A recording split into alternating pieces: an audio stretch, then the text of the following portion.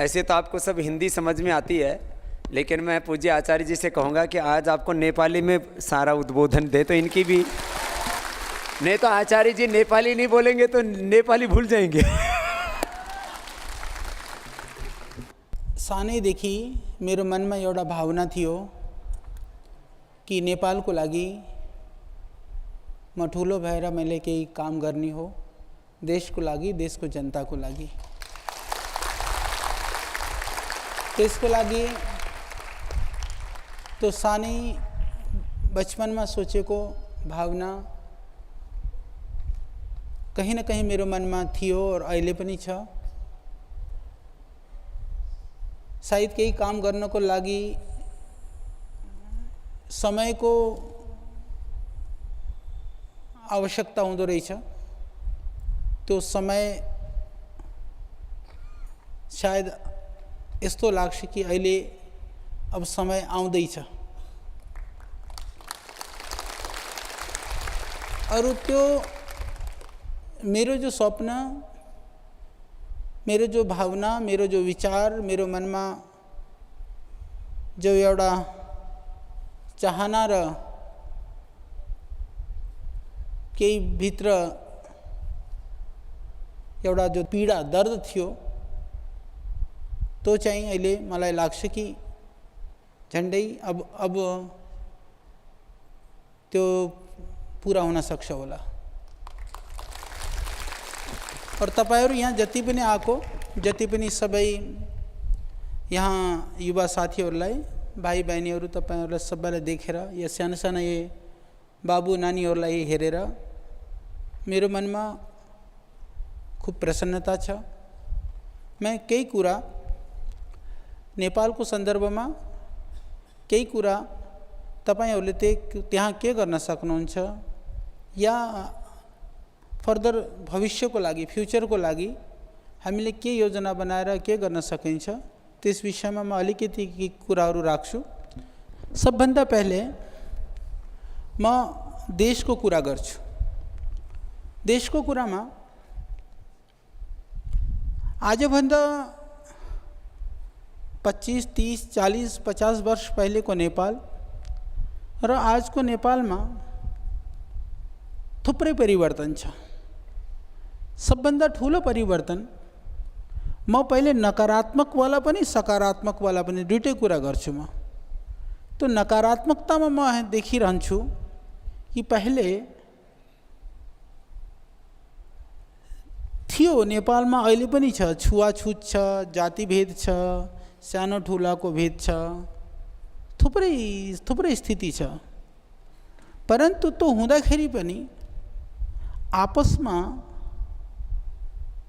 जस्तो नफरत जस्तो भावना थिएन। परन्तु अहिले जो स्थिति देखिरहेको छ कि सबै जातिमा बाँटेको समाज जातिमा पनि एउटा एकदम टुकड़ा टुकड़ामा बाँटिरहेको देखिन्छ। तो बहुत खतरनाक स्थिति छ त्यहाँ, जो म यहाँ बसेर म महसुस गरिरहेको छु। यहाँ बसेर मलाई जो एकदम म देखिरहेको छु, म अनुभव गर्न सक्छु। जो म अहिले देखिरहेको छु, म पनि यहाँ कोही पत्रहरू वहाँबाट आयो, धर्मको नाममा एउटा एक बहुत खतरनाक एउटा चाहिँ खेल नेपालमा सुरु भइरहेको छ। चाहे तो हाम्रो यो सम्झिनु कि कोही पनि बाहिरको मान्छे कसैको घरमा यदि झगडा हुन्छ, कोही आपसमा झगड्छन् या लडाई गर्छन्, तो बाहिरका मान्छेहरू आएर त्यसको लाभ उठाउँछन्। त्यही स्थिति नेपालमा छ। आपसमा अज्ञानताले, स्वार्थले या कुनै आपसको आफ्नो कमजोरीले या केही नजान्नाले या जानेरै केही गरेको हो कि, परन्तु त्यसको कारणले कहीं न कहीं नेपाल अरू सुख पाउनको ठाउँमा जो प्राचीन वैदिक संस्कृति, सनातन परंपरा जो हो, तो परंपरा के हो, तो परंपरा में जस्तो अहिले इन्डियामा पनि भारतमा पनि कि मनुवादी एउटा बहुत शब्द चलिरहेको छ। सचमा जसले मनुलाई जान्दैन तिनीहरूले मनुवादी कुरा गर्छ। मनु को थिए? मनुले कहिल्यै पनि जातिवादी व्यवस्थाको उनले त्यसलाई बढाएको होइन। मनुले वर्ण व्यवस्थाको स्थापना गरेको हो। तो वर्ण र जातिमा के फरक छ त्यसलाई अलिकति सम्झनु।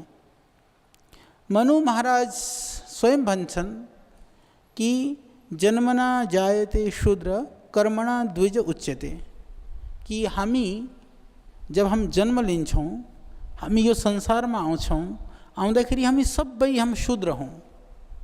फेरि हम द्विज उच्च कोटिको हम कसरी हुने? बोले कर्मणा जायते द्विज, कि हामी कर्मबाट आफूलाई उन्नत र समृद्धशाली बनाउन सकिन्छ। कि हाम्रो जीवन हामी ठुलो हौँ या हैनौँ यो जान्नको लागि हाम्रो जीवन, हाम्रो कर्म तो महत्त्वपूर्ण छ। तो नेपालमा यसको नितान्त आवश्यकता छ कि हामी सबैको वहाँको आचार व्यवहार विचार खानपान सबै चिजलाई तो सुधार्ने आवश्यकता छ, धेरै आवश्यकता छ। कोही तो जातिको नाममा वहाँ रक्सी जाँड खाएर चाहिँ लड्की मतलब क्या लुड्किरहेको हुन्छ, अरे लडिराख्ने त त्यो गर्छन्। बाँकीले के गर्छन् कि आफूलाई एडभान्स, हामी तो मोडर्न एकदम युगको मान्छे, फेरि वो पनि शराब पिउँछ, त्यसले पनि रक्सी खान्छ। तो न तो चाहिँ जातिको गौरव हो, न तो कोही आधुनिकता को पहचान हो, तो विशुद्ध रूप में अज्ञानता हो, मूर्खता हो और बीमारी को जड़ हो। तो हाम्रो काम हो, तपाईहरुको जो काम हो तो काम के हो कि हामीले त्यसरी सम्झाउने बुझाउने। एकछिनमा नै याद गराउन सक्छु मैले, क्योंकि गाउँ मैले भुलिया छैन, मलाई गाउँ सबै याद छ, सबैलाई थाहा छ। त्यही भएर त्यो भाषा अलिकति भुले, बाँकी सब भुलिया छैन, केही पनि सब एकदम जस्तो छ त्यसरी नै याद छ। मैले 2 वर्षदेखिबाट लिएर बाँकी सबै 12-14 वर्षसम्म जहिलेसम्म थिएँ सबै याद छ मलाई। एक दिन आमा नै हुनुहुन्थ्यो, आमासित सोधेँ कि आमा यो हामीले हलो जोत्न किन हुन्न? बोले बाबु यसरी नै चलिरहेको थियो। अरे भाइ यसरी चलिरहेको छ त कसले चलायो त? तो पछि मलाई थाहा भयो कि वो माता जानकी सीता जनकले हलो जोते और फिर सीता पैदा भएन। अरे अच्छी बात है ना, हलो जोतेर चाहिँ सीता जस्तो जानकी माता जस्तो पैदा भयो तो सबैले हलो जोत्नै सुरु गरिदियो न, फिर तो सबभन्दा राम्रो काम। अरे हलो जोत्न बन्द थोड़ी न गर्ने हो।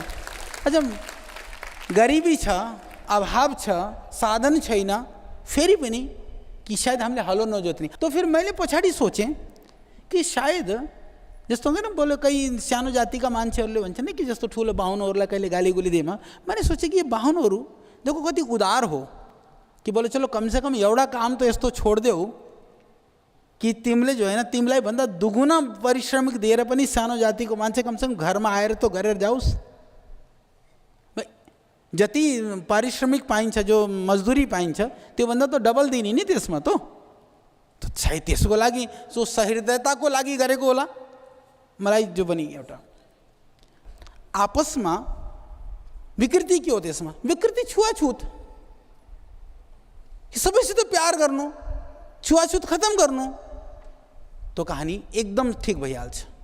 अर्को आहार शुद्धिको लागि चाहिँ हामीले जोड दिने कि भाइ तिमी खानपान ठीक राख, तिमी चाहिँ नि भक्ष्य अभक्ष्यलाई ध्यान राख। यदि दुईटै कुरा तो ध्यान राख्ने हो। यदि दुईटा कुरा सबैले ठीक गरे भने बाँकी तो बिगर्ने जस्तो केही पनि छैन नि। तो नेपालमा भित्र भित्र भित्र भित्र पूरा धर्मान्तरण भइरहेको छ। पूरा जहाँ पनि धर्म परिवर्तन या जो इसाईकरण भएको छ त्यसको मूल कारण कि तिमीहरूलाई तिम्रो समाजले स्वीकार गर्दैन, सँगै बस्न दिँदैन, सँगै खान दिँदैन, तिमीलाई छुवाछुतमा राख्छ। हामीले चाहिँ नि त्योबाट चाहिँ नि तिमीलाई बाहिर गर्छौँ। त्यही भएर जो सानो जातिको ज्यादातर, जसलाई हामीले सानो जाति भनिन्छ, जाति कोही सानो र ठुलो हुँदैन, कर्म सबै कर्म महान हुन्छ। तो हामीले यदि प्रयास गरेमा पतंजलि योगपीठ को जो मेरो अगलो लक्ष्यमा मैं एक कुरा भनेर भनेको छु। तो त्यो सबभन्दा ठुलो काम हो कि समाजमा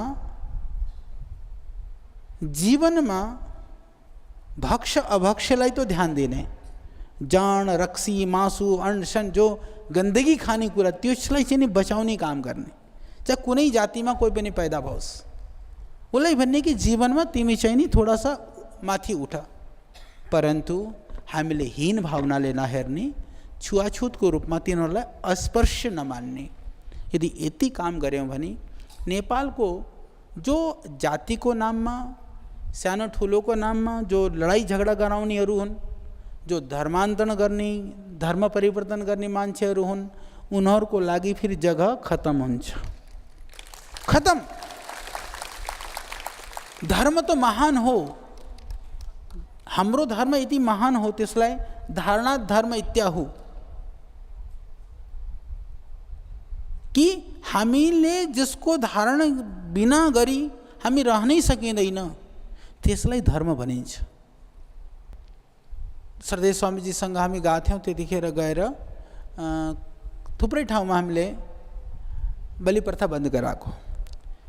भरसक हामीले प्रयास गर्ने, मलाई थाहा छ नेपालीहरूमा चाहिँ नि बाहुन भएर पनि मलाई थाहा छ हाम्रोमा पनि कुलाइन पूजा गर्थे, त कुलाइन पूजा गर्दाखेरिमा पनि बलि काट्छन्, अरू देवी पूजा गर्ने हो नि त्यो वहाँ पनि गएर चाहिँ नि काटिहाल्छन्। तो भरसक हामीले प्रयास गर्ने। अहिले चाहिँ नि दुनियाँमा अमेरिका जस्तो देश जहाँ सबै जङ्गली बस्छन्, अहिले तिनीहरू शाकाहारी भइरहेछन्। वहाँ रिसर्च भइरहेको छ कि मांसाहार गर्नाले कति नुकसान हुन्छ, शाकाहार हुनाले कति फाइदा हुन्छ। आज वहाँ रिसर्च भइरहेको छ, वहाँ मान्छे शाकाहार बनिरहेका छन्।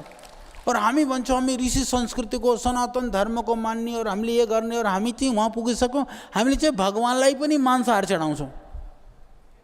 अझ म एउटा सानो कुरा सोध्छु तपाईहरुलाई, तो फेरि वो को त्यो चाहिँ नि के हाम्रो भगवान हुन सक्छ जो आफ्नो छोरा छोरीलाई मारेर बोले बोले मलाई दे? तो मान्छे कसैलाई चाहिएन। कुनै देवी देवतालाई, कुनै पनि देवी देवतालाई, कुनै पनि भगवानलाई हिंसा चाहिँदैन।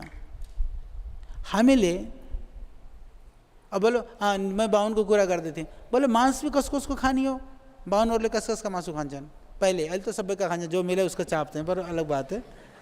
त्यतिखेर पनि मर्यादा नियमको अनुसार पनि खसी खान सक्छन्, बाख्रा खान सक्छन्, भेड पनि खान सक्छन्, और परेवा पनि चाप्छन्। हाँ, पर कुकुर नखानी। अच्छा बोले परेवा खानी।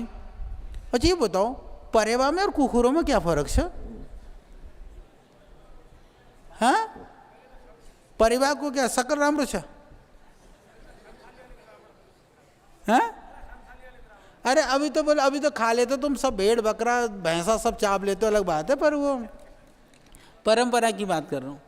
तो ये बताओ न, तो के हामीले आफैले बनाएर, हामीले आफैले बनाएको नियम हो, त्यो भगवानले बनाएको नियम हैन।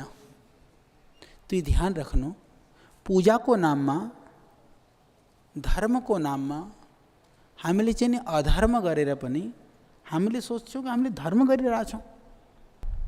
यो सम्झने प्रयास गर्नु। तो हामीले यो संकल्प लिने, ठिक छ प्रयास गर्नु, तपाईहरु त सब कम से कम शाकाहारी हुने प्रयास गर्नु, केही नखानी, मांसाहार सब छोड़ दिनु, जो पनि खान्छ सब छोड़ दो। रक्सी, जाँड, नशा, सिगरेट, बीड़ी, तंबाकू, गुटखा, मांसू सब बंद। मनुर भव, मनुष्य बन्नी हो। पहले हामी मानव तो बनाऊ, देवता तो पछाडीको कुरा हो कि कम से कम हामीले त्यो चाहिँ बंद कर दौं। अच्छा चलो, तो धर्मको रूपमा नबन्द गरे पनि मनुष्य बन्नको लागि जरुरी छ त्यो, और शरीर ठीक राख्नको लागि पनि जरुरी छ। तपाईहरुलाई थाहा छ कि आज पशु पक्षीमा भयानक बिमारीहरू फैलिरहेको छ। तो त्यही भएर हामीले त्यसबाट बच्ने प्रयास गर्ने और छोड़ दिने, अरूलाई पनि सम्झाउने। तो जीवन को शुद्धता पहलो काम, जाति को नाम पर लड़ाई झगड़ा र धर्म को जो जो विभेद है त्यसलाई रोक्ने काम, दुईटा काम नेपालीले गर्ने हो। यो दुईटा काम सबभन्दा पहिलो लक्ष्य, दुईटा काम लिएर जानु। और मन्दिरहरूमा पूजा गर्नु नगएर अर्चना गर्नु, प्रार्थना गर्नु, सबै कुरा गर्नु, त्यसको लागि कोही भगवानले रोकेको छ र?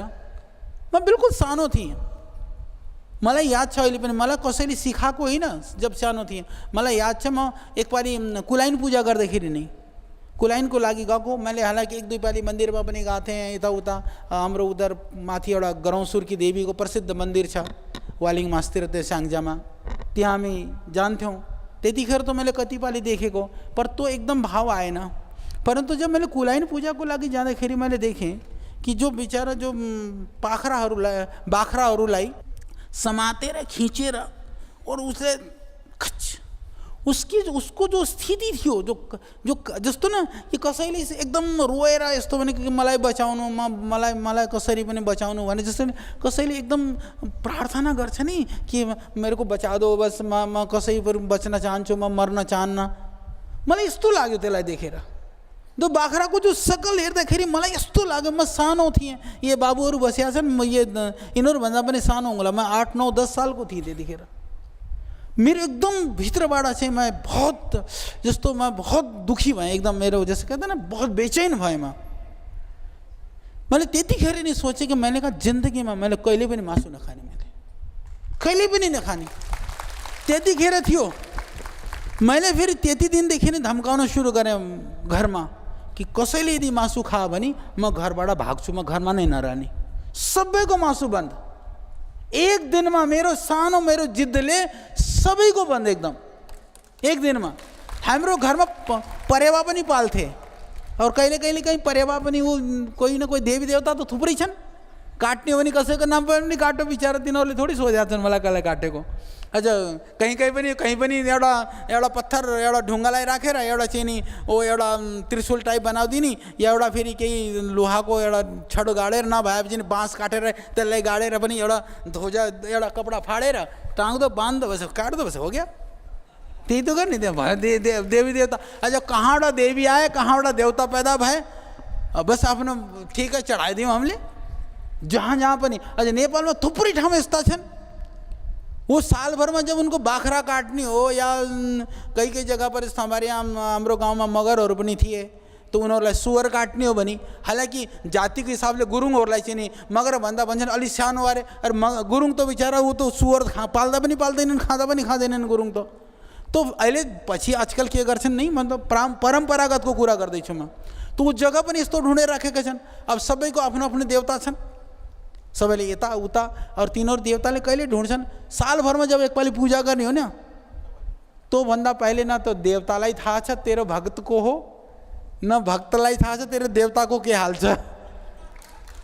कोही कसैको खबर लिँदैन, छोडिहाल्छन्। ठिक छ, जहिले मासु खाने हो उनीहरूको टाइम आउँछ, फेरि अपना लिएर जो पनि परिवार सबै मुर्गा मुर्गी लिएर चाहिँ नि त्यहाँ आफ्नो पहुँच जान्छन्।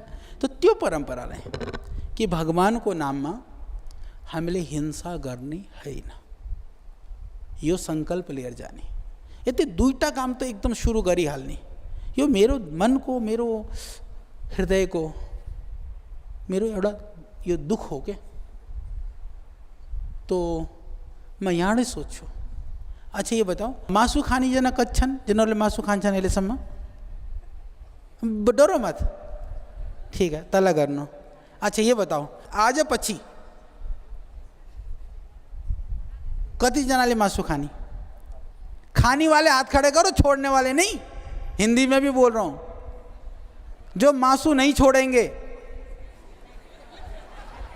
मासु नहीं छोड़ने वाले हैं। ठीक है, बड़े बहादुर हो, ठीक है, नीचे कर लो। ऐसा है, चलो ठीक है, तुम्हारी मर्जी।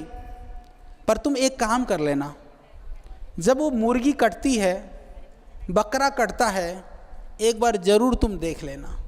मैं इतना ही निवेदन करता हूँ, यदि तेरे को मांस नहीं छोड़ना है ना, मेरी एक बात मान लेना, जब उसको काटते हैं ना, जरा सा उसकी शकल की तरफ देख लेना। उसकी शक्ल की तरफ देख लेना, उसकी आँखों को देख लेना, उसकी शक्ल को देख लेना। जब वो तड़फता है ना, जब वो त्यो तडपिन्छ नि, त्यो तडपन देख्नु एकपालि। और काटेपछि पनि जब वो तडपिन्छ, त्यसको टाउको र त्यसको शरीर कहीँ जाँदाखेरि कसरी तडपिरहेको हुन्छ, त्यो छटपटाउँछ नि त्यतिखेर, त्यसको छटपटाहट देख्नु एकपालि।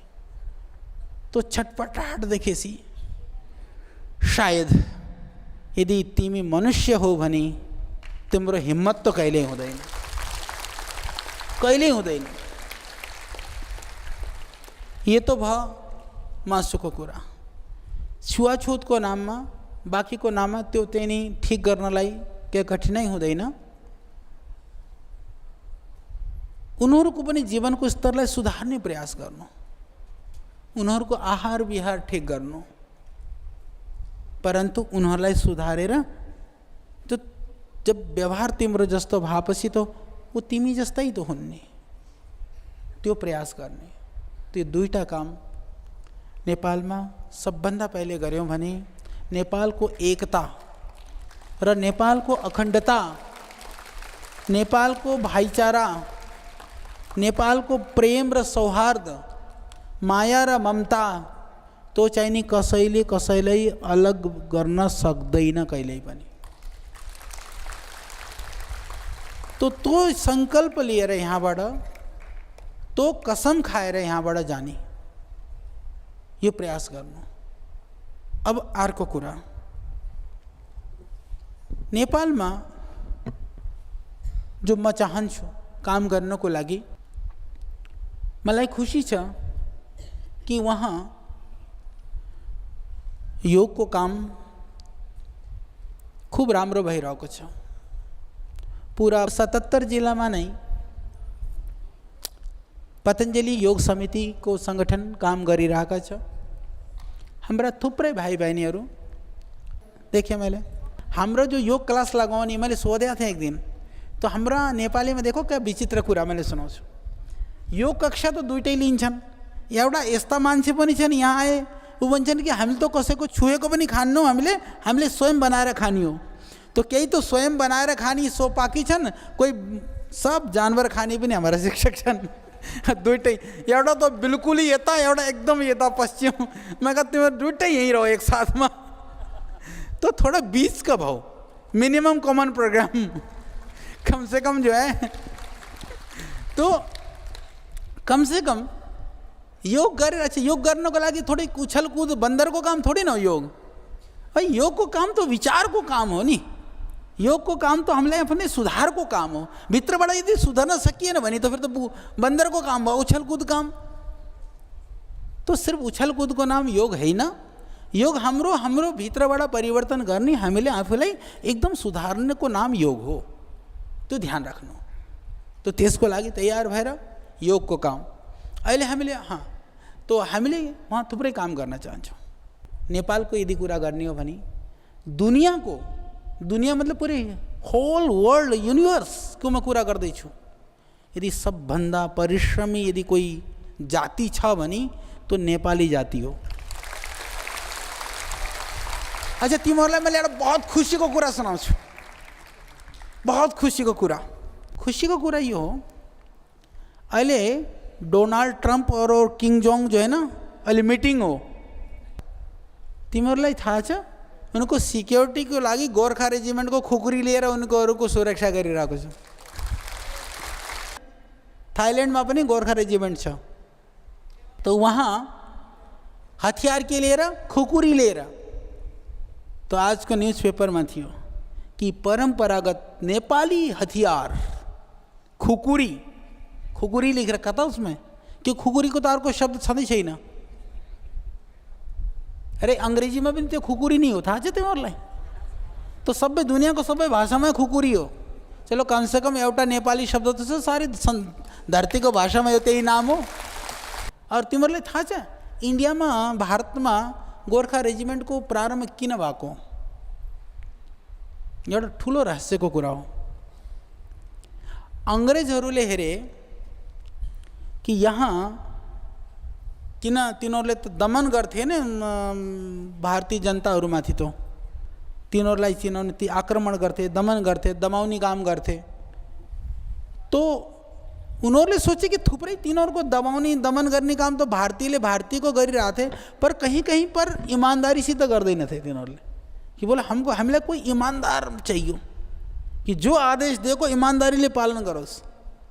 किन भन्दा यो नेपालीको ही ठुलो कुरा हो, गर्व र गौरवको कुरा हो कि नेपाली कौमको विषयमा, नेपाली जाति, गोर्खाली जातिको गोर्खेको विषयमा सम्पूर्ण दुनियाँमा अहिले पनि एउटा मान्यता छ कि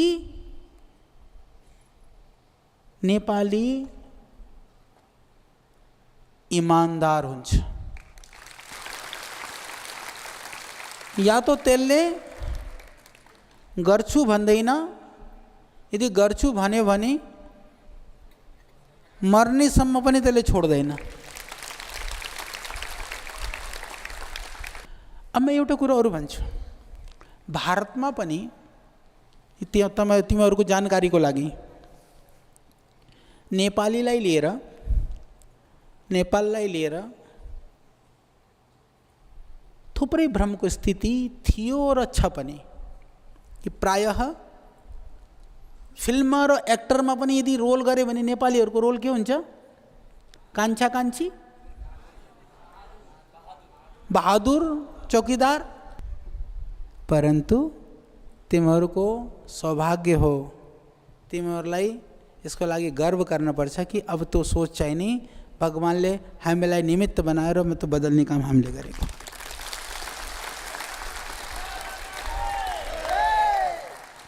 मैले यहाँ भारतमा पनि थुप्रै छन्, भारतीय नेपाली पनि थुप्रै छन्, जो 10-10 पिँढी जस्तो पुरा सिक्किम भयो, दार्जिलिङ भयो, देहरादूनमा पनि थुप्रै छ, हिमाचलमा थुप्रै छ, अरू भारतको अलग अलग प्रान्तमा पनि थुप्रै छ।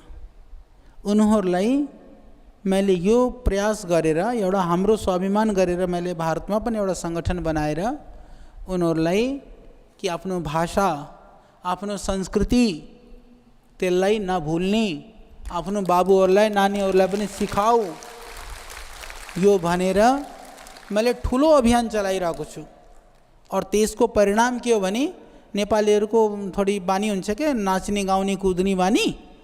तो तीजको कार्यक्रम तालकटोरा स्टेडियममा विगत 5 वर्षदेखि, दिल्लीको ठुलो स्टेडियम हो, पुरा बुक गरेर नेपालीको तीजको कार्यक्रम हुन्छ। त्यसमा सेन्ट्रल मिनिस्टरहरू आउँछ। तो नेपाली सिर्फ वो होइन, सिर्फ चौकीदार होइन, नेपाली सिर्फ बहादुर होइन, त्यो बाहेक पनि अरू पनि गर्न सक्छ, अन्यत्र पनि छ। त्यो बताउने काम पनि यहाँ बसेर म गरिरहेको छु। यो तिमीहरूलाई थाहा हुनुपर्छ। अझै बताऊ, मलाई के चाहियो? मेरो जीवन तो कटिसके मैले, पर सायद म आफ्नो लागि नै, यदि म यो कुरा गरेको छु आज बसेर, यो पहिलो पाली म यति नेपालीहरूलाई बसालेर यो पहिलो पाली कुरा गर्दैछु। मैले अहिलेसम्म यस्तो कुरा कहिल्यै गरिनँ। सुनो, म सायद तिमीहरूको लागि केही गर्न चाहन्छु। मैले यो तिम्रो लागि मैले कुरा गरेको, मैले आफ्नो लागि गरेको होइन। त्यही भएर तिमीलाई ठिक लाग्यो भने तिमीले जिन्दगीमा त्यो काम गर्ने हो। त्यो मेरो लागि होइन, मलाई केही लाभ छैन। अझ तिमी सुध्रिने हो भने मलाई के मिल्छ र? तिमी बिग्रेर मलाई के नुकसान छ र? मैले तो आफ्नो आमा बुवालाई पनि छोड्देँ, घर पनि छोड्देँ। मलाई मेरो बहुत कम सम्बन्ध छ। पर मेरो हानि, म त्यो नेपाल देशको समृद्धि देख्न चाहन्छु। म तपाईहरूको जीवनमा सुख, शान्ति, समृद्धि र उन्नति देख्न चाहन्छु। त्यसको बाटो म बताउन सक्छु। तो कसरी पाउन सकिन्छ, कसरी उन्नति हुन सक्छ, कसरी समृद्धि आउन सक्छ, तो उन्नति र समृद्धिको बाटामा के विघ्नहरू छन्, तो मैले चाहिँ नि बताउन सक्छु। त्यसलाई सम्झनु। यहाँ थुप्रै साना बाबुहरू छन्, नानीहरू छन्, और युवा पिँढी पनि थुप्रै छन्, 15, 18, 20 सालका बाबु नानीहरू पनि। तो अहिलेदेखि नै एउटा सङ्कल्प बाँध्नु, आफ्नो मुटुमा एउटा गाँठो बाँधेर जाने यहाँबाट जरुरी छ। सङ्कल्प लिएर जाने। सोच्नु म सायद यसरी बसेर फेरि सम्झाउन र या मैले यसरी कुरा गर्न पाए पनि नपाए पनि कमसेकम जति पनि तपाईँहरू यहाँ 800-900 जना हुनुहुन्छ, प्रत्येकजना चाहे त्यो बाबु नानीहरू छ, बहिनीहरू छ, दिदीहरू छ, भाइहरू छ, तपाईँहरू कोही पनि छ, यदि हर एक यहाँ बसेका नेपालीले एउटा सङ्कल्प लिएर जाने हो भने आचार्यजीको जो भित्रको जो पीडा हो, दर्द हो, दुख हो, त्यो चाहिँ नि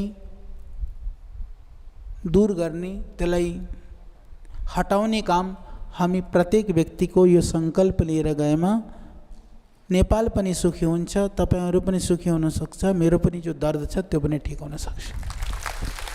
तो यो दुईटा काम मैले भने, एउटा आहार विहारको, छुवाछुतको। अर्को काम कि नेपाल परिश्रमी व्यक्तिहरूको देश हो, परन्तु साधनको अभावले, गरिबी र साधनहीनताले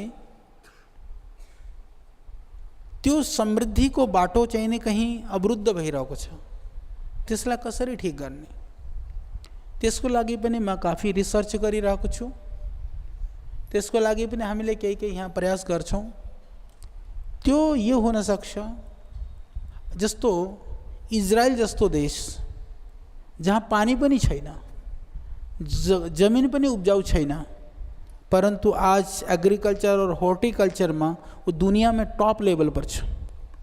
तो नेपाल में पानी छ, पहाड़ छ, जमीन छ, जंगल छ। यदि हामीले हाई टेक्नोलोजी लाएर यदि हामी खेतीबाडी गऱ्यौँ भने अहिले तो नेपाल में जति उब्जन छ त्यसले चाहिँ नि तिनीहरूको पेट पनि त भर्न सकिँदैन। तो नेपालले आफूले पेट पनि पालोस्, आफूले पेट पनि भरोस् और बाँकीहरूलाई पनि पेट भर्ने लायक पनि त्यहाँबाट हुन सक्छ। त्यति त्यहाँ अनाजहरू बाँकी जडीबुटी पैदा गर्न सकिन्छ। अर्को कुरा, तिमीहरू यहाँ सबै बस्या जस्तै सानसानो बाबुहरूलाई देखेर मैले सोच्छु कि कहिलेकाहीँ नेपालीहरूको शरीरको कद काठी न स्वभावतः बड़ा जो स्ट्रक्चर है नि शरीर को, चाहे कुनै पनि जातिको होस्, कोही जाति एकदम नेपाल बाउन्ड्री में घुस्दैन, बॉडी का स्ट्रक्चर बड़ा सॉलिड हुन्छ क्या सबको। तो शरीर को ढांचा नहीं, स्ट्रक्चर नहीं यस्तो छ कि स्पोर्ट्स को लागि, खेलकूद को लागि, दौड़ को लागि, परिश्रम को लागि केही पनि गर्न पड़े, जो शारीरिक श्रम को लागि, फिजिकल जो एक्टिविटीज हो त्यसको लागि एकदम उपयुक्त शरीर छ। तो म एक सानो कुरा सोच्छु, तिम्रो चाइनाले यत्रो ओलम्पिक्स र दूसरा जो खेलहरूमा सब मेडल लिएर आउँछ।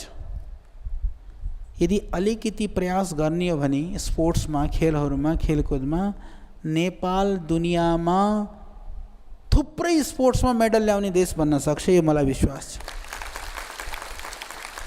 तो त्यसको लागि के आवश्यकता छ? त्यसको लागि अलिकति ट्रेनिङको आवश्यकता छ, ट्रेनिङ सेन्टरहरूको आवश्यकता छ।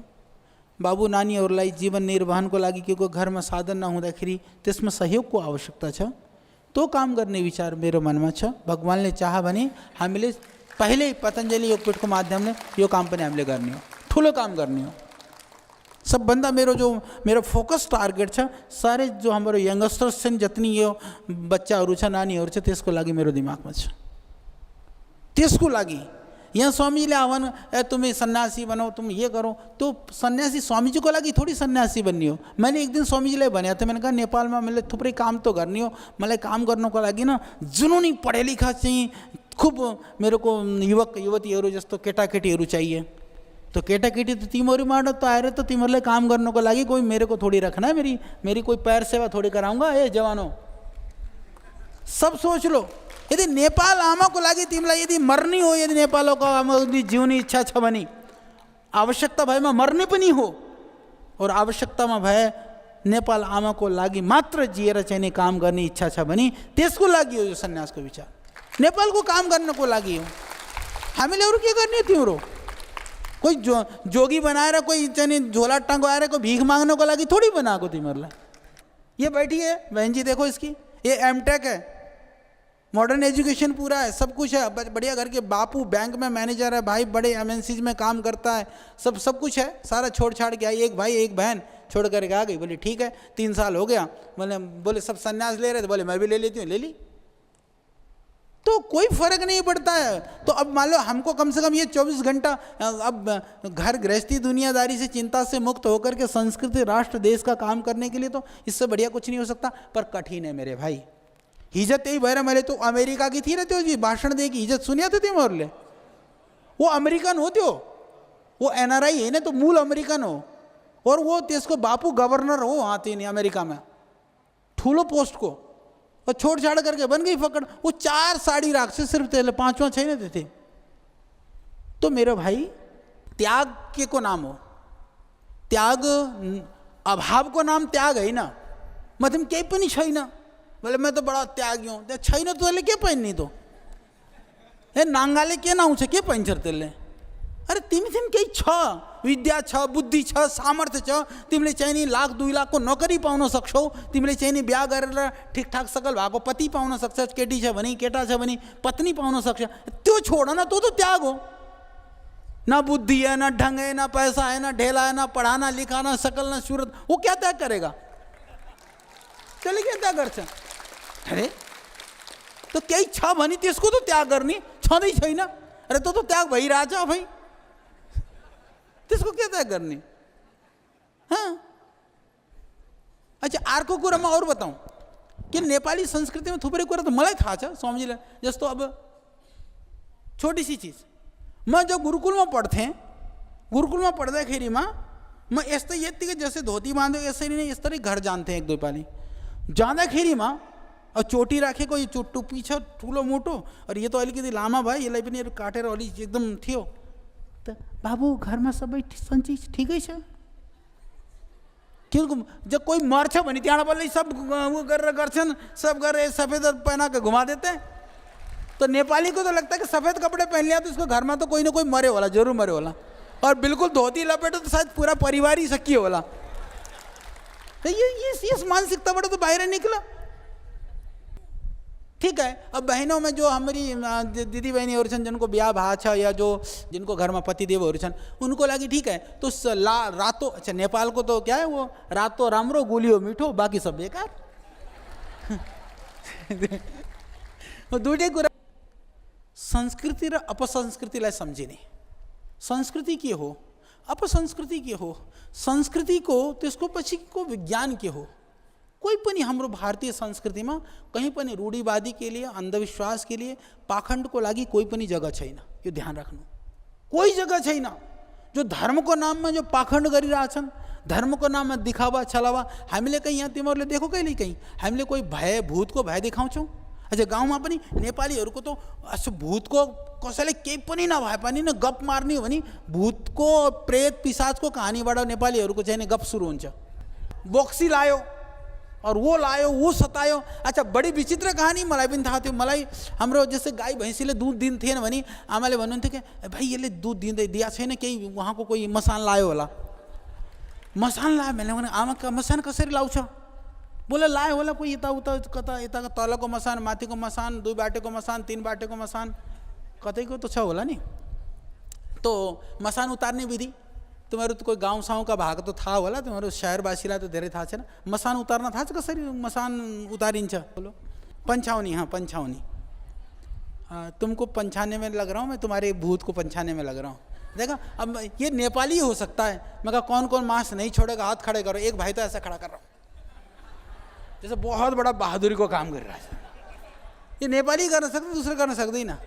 तू सबसे पहले छोड़ेगा तो फेरि त्यसलाई उखाड गरेर त्यसलाई लिएर फेरि अलिकति टाढा गएर कि उधर मुँह गरेर त्यहाँ फेरि त्यसलाई त्यही हालेर वहाँ फेरि पानीको लाइन खिचेर 1 2 3 बस तो अब जा, अब इधर लौटेर ना। ठीक है, वो तो गया मसान तो। पर मजेदार कुरा यो हो, अच्छा पछि भैँसीले पनि दुध दिन्छ फेरि। ये अच्छा भैँसीलाई पनि थाहा थियो तेरो चढ्या तो तेरो उत्रियो। बड़ा उसको नॉलेज छ। तो मलाई यो समझ में आए ना कि यो भूत उतरेको हो, मसान उतरेको हो कि भैँसी को ट्रेनिंग हो। तो मला आजसम्म थाहा भएन। तुम लोग रिसर्च कर लेना, थोड़ा बहुत एक्सपेरिमेंट कर लेना। पर ये नेपालको भैँसीमा नै यस्तो हुन्छ, इन्डियाको भैँसीले त गर्दैन होला सायद। यहाँ गौशालामा हाम्रो थियौँ कमसेकम 500 गाई छन्। हामीले त अहिलेसम्म भूत उतारेको होइन एउटाको पनि, सबैले दुध दिइरहेछन्। अब बिचरा भूत प्रेत पनि ती पहाडमै चढे, किन उनीहरूलाई त जग्गा पाइएन। अरे यस्तो यस्तो कुरा हुने, राति यस्तो मान्छे गयो और एकदम सेतो सेतो ओढेको, यस्तो दाढी भएको, त्यसको टाङ पछाडि भएको, कमर यसरी झुकेको, एकदम त्यसको चित्रण पनि। नेपालीमा त बचपनमा पनि जो सानोमा पढ तर माने तर्साउने, मलाई याद छ पढेको। अरे तर माने और केही पढाऊ, तर माने तर्साउने, बच्चालाई तर्साएपछि त बुढापासम्म तर्सिरहन्छ त। साना बच्चाहरूलाई तर्साइदिएपछि के गर्छन् बिचराहरूले? तो कम से कम तर्सन से तो बाहर निकलो तिमीहरू। तो त्यही भएर तो अर्को काम चाहिँ नि हामीले के गर्ने, स्पोर्ट्सको लागि, खेलको लागि, एजुकेसनको लागि।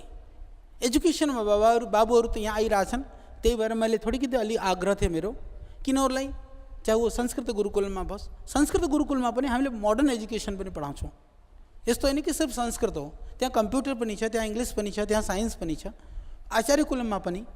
त्यसरी फेरि ठुलो जो स्कुलहरू छ जो 12 या ग्रेजुएसनमा, त्यसमा हामीले पनि संस्कृत और सब इङ्ग्लिसहरू पनि पढाउँछौँ। यदि बाँकी कोही यस्तो बच्चाहरू छ जो युनिभर्सिटीमा पनि थुप्रै छन् नेपालीहरू, त्यसमा हामीले चाहिँ नि योगमा, साइन्समा, साइकोलोजीमा, अहिले अग्लो सालदेखि हामीले चाहिँ नि सबै साइन्सको जति पनि सब्जेक्टहरू सुरु गरिरहन्छौँ, त्यसलाई पढेर तयार हुने। तो यहाँ तयार भएपछि यहाँबाट अलिकति टिम तो चाहिए काम गर्नको लागि। और तिमीहरू चाहिँ नि जो पढे लेखेका तयार भइसकेका छौँ, म अहिले सायद 2-4 महिनापछि नेपाल आउँछु। आउने पछि त्यहाँबाट पनि भोलिन्टरी जतिले पनि त्यहाँ सेवा दिनको लागि तयार छौँ, सब तयार हो जाऊ।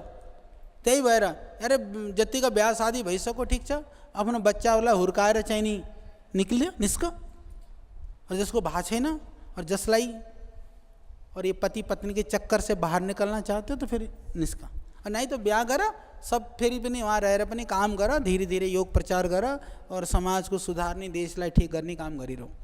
तो प्रयास गरेर तिम्रो 77 जिल्लामा तो 7 प्रान्तमा पनि एउटा 7 ठुल्ठुला यदि हामीले रेजिडेन्सियल स्कुल खोल्न सकियो भने नेपालको परिवर्तनको लागि और केही गर्न पर्दैन। अर्को मेरो मनमा थुप्रै एक बार विचार आइरहन्छ। अर्को कुरा के भने वहाँ एजुकेशन को साथ साथ में जो बहुत जरूरी छ तो चाहिँ हो आयुर्वेद को काम।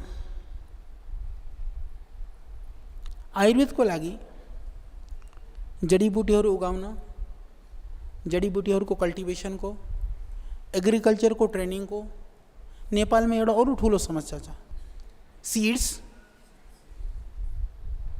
सबै परंपरागत छ अहिलेसम्म। यो दुर्भाग्य हो। देखो नेपाल में जति हुने कुरा पनि जो भएको छैन, त्यसलाई सीड सलेक्शनबाट ब्रीड आइडेन्टिफिकेशन और सही ब्रीड को कल्टिवेशन, यति काम। यदि बिउ सही भएमा हाम्रो पैदा दुगुना हुन सक्छ, तो आय डबल भयो नि। यदि त्यो परंपरा त्यहाँ गर्न सकेमा नेपालको समृद्धि तो दुगुना तो यत्तिकै भइहाल्छ।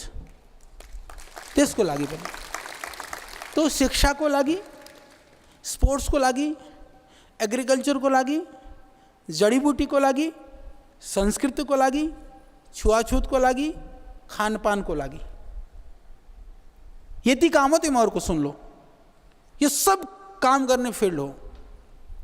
तो संगठनात्मक रूप में एक भएर हामीले वो भूत प्रेत जादू टोना टोटका उतार्ने हैन। एक बात और बताइदिन्छु, ज्योतिष को परंपरा नेपाल में काफ़ी गहिरो छ। ज्योतिष एउटा विज्ञान पनि हो, परंतु ज्योतिष को नाम में जो भ्रम छ, वास्तु र ज्योतिष को नाम में बोले केही भयो भने बोले पेट दुख्यो तो ज्योतिषी, बोले आँखा दुख्यो तो बोले ज्योतिषी, केही भयो तो खुट्टो दुख्यो तो झाँक्री, यसबाट पनि बाहिर निकाल्ने हो। इसमें केही तो विज्ञान छ। विज्ञान को पार्ट 1%, तो मैं कहिले डिटेल में समझाऊँला।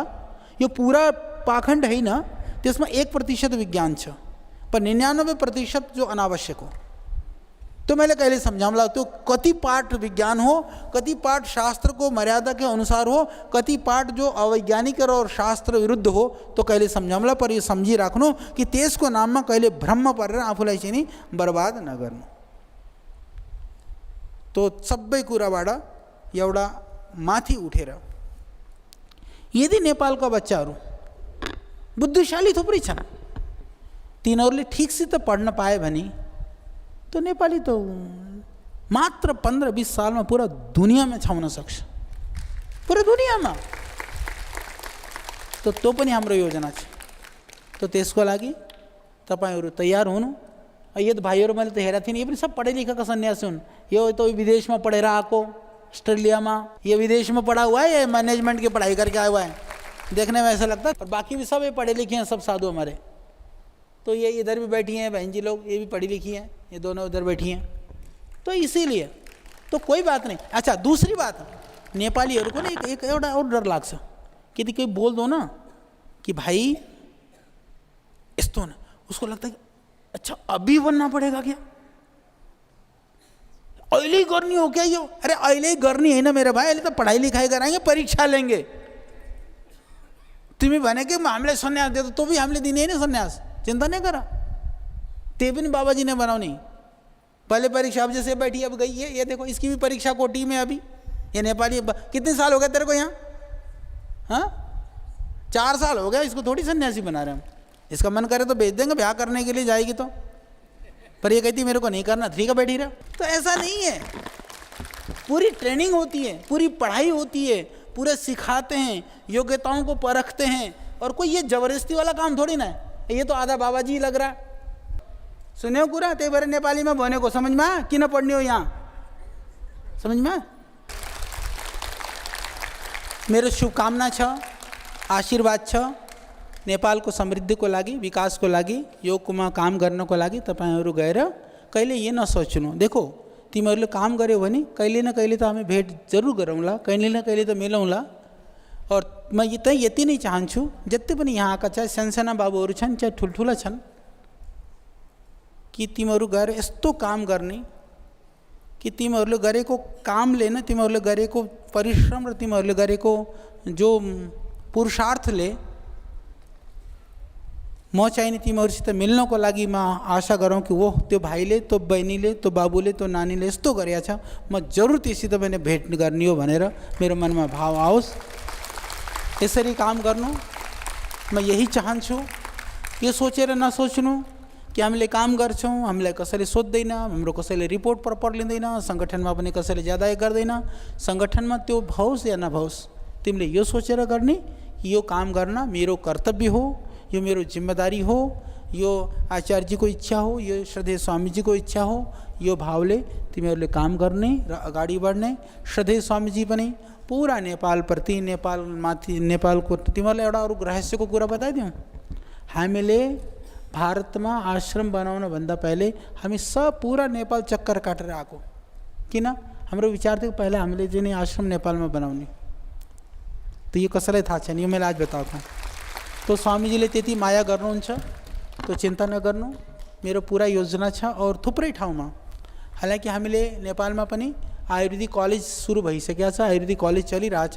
परन्तु आयुर्वेदिक कलेज जो मेरो संकल्प र मेरो सपनामा जो छ, त्यो चाहिँ नि और काम गर्ने आवश्यकता छ। अहिले तो हामीले जो सरकारी फीस छ, जो वहाँ राखेको छ, थोड़ा अलिकति ज़्यादा फीस छ, तो मजबुरी थियो।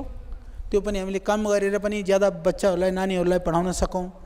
और स्कुलहरू पनि हामीले कोही कमर्सियली त्यहाँ कमाईको लागि हैन, मेरो मनमा छ कि थुप्रै स्कुलहरू हामीले खोल्न सक्यौँ। और अहिले पतञ्जलि योगपीठको भवनहरू पनि बन्दैछ।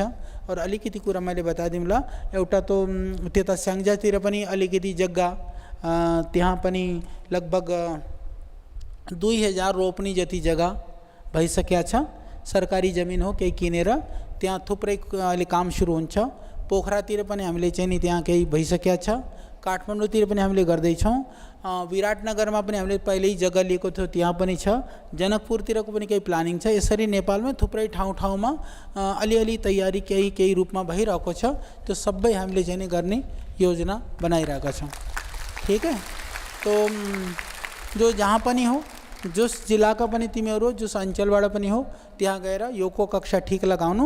और पछिल्लो पालि जतिखेर आएको थियो त मैले एउटा घोषणा गरिदिएको थिएँ, नेपालमा जो सानसाना ठाउँमा जिल्ला लेभलमा एउटा चाहिँ नि जो जिल्ला अफिसको रूपमा थुप्रैले चाहिँ नि सानसाना पतञ्जलि योग समिति बनाइरहेका छन्। त्यहाँको लागि मैले भनिदिएको थिएँ, कोही पनि सामूहिक या सरकारी जमिन या कसैले जमिन दान गरेर दिएमा त्यहाँ यदि संस्था बनाउने हो भने तिमीहरूले केही सहयोग राशि पतञ्जलिले सहयोग गरिदिन्छ मैले भनेर भनेको थिएँ। त्यहाँ चाहिँ नि थुप्रै ठाउँमा करिबन 40 ठाउँको माथि एप्लिकेसन आएको मलाई थाहा भएको छ। बाँकी जग्गा पनि तिमीहरूले गर्ने हो भने त्यसमा के हामीले सहयोग गर्छौँ। और बाँकी जति पनि केटाकेटीहरू तिमीहरू यहाँ छौ, एउटा कुरा सोच्नु कि जहाँ जहाँ पनि छ तिम्रो यदि एरियामा आसपासमा छ भने त्यो ठाउँको प्रयोग सबभन्दा पहिले एजुकेसनको लागि, जस्तो यदि 2-3 घन्टा पनि यदि तिमीले ट्युसन पढाउन सक्छौ भने आसपासका बाबु नानीहरूलाई इकट्ठा गरेर जति ज्यादा साधन छैन, पैसा छैन, तिनीहरूलाई उनीहरूको एजुकेसनको लागि, पढाइको लागि जरुर सहयोग गर्ने काम सुरु गरिदिनु। तो जति पनि हुन सक्छ समाजको सेवाको लागि जो पनि हुन सक्छ, जति पनि हुन सक्छ, जसरी पनि हुन सक्छ त्यो काम गर्ने सुरु गरिदिनु। यो नसोच्नु कहिले पनि कि मैले के गर्न सक्छु र मथिम त पैसा पनि छैन, मथिम त साधन पनि छैन, म त ज्यादा पढे लेखेको पनि छैन। जति पनि तिमीमा बुद्धि छ, तिमीमा विद्या छ, तिमीमा साधन छ, सबै साधन सोच्नु भगवानले मलाई दिएको हो, कसैलाई केही गर्नको लागि दिएको, समाजको लागि दिएको, मैले अरूको लागि के गर्न सक्छु मैले त्यो गर्ने हो, यो भावले काम गर्नु। तो मेरो खूब शुभकामना, बहुत आशीर्वाद भगवानसँग सबैको उन्नतिको लागि, समृद्धिको लागि, स्वास्थ्यको लागि और तिमीहरू सबैको सुबुद्धिको लागि भगवानसँग मेरो प्रार्थना। खूब धेरै धेरै धन्यवाद।